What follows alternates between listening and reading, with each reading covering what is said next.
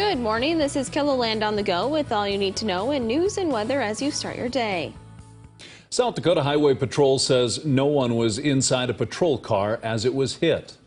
Highway Patrol posted this picture of the crash to its Facebook page. They say a trooper was investigating a different crash when it happened. Officials say the driver was drunk and had failed to move over. No charges have been filed in a weekend crash that left 9 people hurt at a Starbucks in Central Sioux Falls.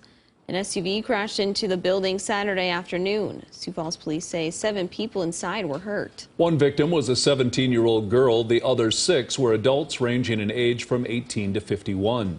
3 were taken to the hospital by ambulance. The others went to the hospital on their own. All the injuries were non-life-threatening. The driver of the vehicle and the passenger of the vehicle were both taken to the hospital as well.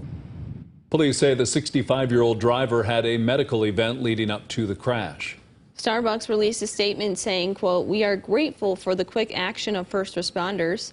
A spokesperson also says the store will be temporarily closed until repairs are completed. A business in Inwood, Iowa is cleaning up after a fire over the weekend. Inwood Fire and Rescue posted these pictures of the fire to its Facebook page. They say firefighters were called to the business in the southwest part of town just after 12 o'clock Sunday morning. Crews from Larchwood, Alvord, Dune, and Canton also responded. Another business brought over their forklift to help. Firefighters got the fire under control at around 1 a.m. and crews were on scene for 12 hours putting out hot spots. Turning to weather now with meteorologist Adam Rutt. Seeing some warmer temps today, but also a little bit of snow out there, Adam. Yeah, absolutely. A little bit of everything as we kick off the look into the next 7 or so days. But we are going to have some colder weather on the way in the short term. So that is going to be something to keep in mind. Outside we go with a beautiful look at Great Bear this morning. 20 at the airport, a southerly breeze at 5 miles per hour. 26 in Aberdeen and in Pierre, 24 Rapid City. Marshall with a pair of 2s along with Spencer, 18 Yankton and Chamberlain. We'll throw in Watertown for good measure. 30 though as you head into Sisseton. Winds are generally light ahead of a cold front that's moving through, so down towards southeastern portions of KELOLAND. But you know, this north and west, that wind is starting to pick up as our front continues to move through. We're also watching a little bit of very light snow to the northeast, but the bulk of our moisture is West River, with that snow moving through the I-90 corridor, the Wall, Phillip toward Kadoka as well. Also, a winter weather advisory in place for portions of Custer and Fall River County later this afternoon through Wednesday evening. But not a whole lot of wintry talk beyond the end of the week. Your 7-day forecast will be coming up with meteorologist Brian Karstens. Thank you, Adam. Wiley's Bar in downtown Sioux Falls is holding a fundraiser this month to help the people of Ukraine.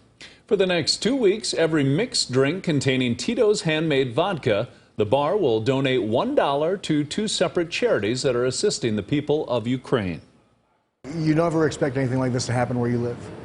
You know, you wouldn't expect, being here in Sioux Falls that all of a sudden there's going to be rockets and bombs raining down on you, and, you're going to need to defend, or pick up and leave everything that you've ever known. Tito's has agreed to match whatever amount Wiley's raises. The Sioux Center Heritage Village has been moving its buildings to a new location. Last week, the Peg Barn was moved across town. The museum has been at its previous location for over 30 years.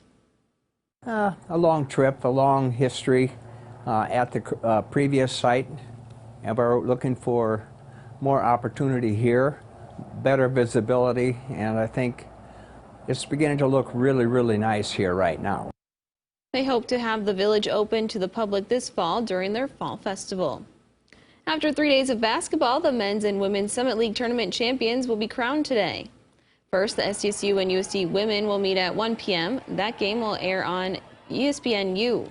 In the men's bracket, SDSU will clash with NDSU tonight at 8 o'clock. You can watch that game on ESPN2. You can find full coverage of the tournament on our Summit League page right here on KELOLAND.com. That's a look at some of our top stories. Now let's get one last look at your weather with meteorologist Brian Karstens. Brian?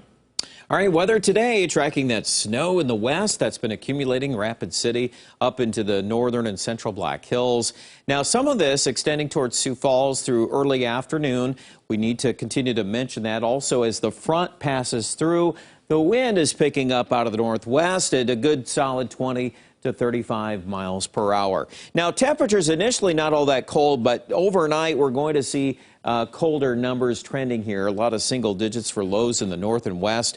I think Rapid City tomorrow will have trouble getting out of the teens for highs. And with that comes a little additional snow in the air. And we do have winter weather advisories for the far southwest to account for that. Now, as chilly as it is the next few days, the weekend, I want to give you kind of an early bird's heads up. This is the European model data looking at pretty cold numbers Saturday morning. But notice the turnaround. A lot of this is going to be interesting to watch, especially for Pierre in the north central where we lack the snow anyway.